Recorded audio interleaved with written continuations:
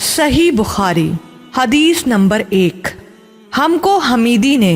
یہ حدیث بیان کی، انہوں نے کہا کہ ہم کو سفیان نے یہ حدیث بیان کی، وہ کہتے ہیں ہم کو یحییٰ بن سعید انصاری نے یہ حدیث بیان کی،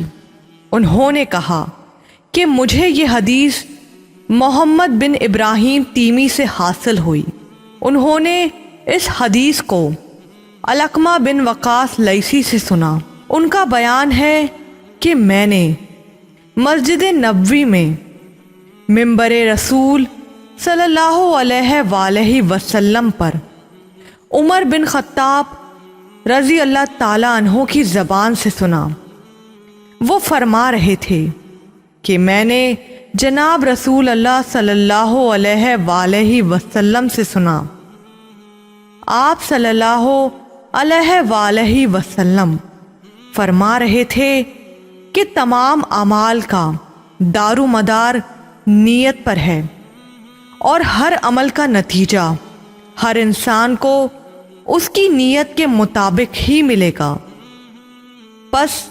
جس کی ہجرت ترک وطن دولت دنیا حاصل کرنے کے لیے ہو یا کسی عورت سے شادی کی غرض ہو، پس اس کی ہجرت انہی چیزوں کے لیے ہوگی جن کے حاصل کرنے کی نیت سے اس نے ہجرت کی ہے۔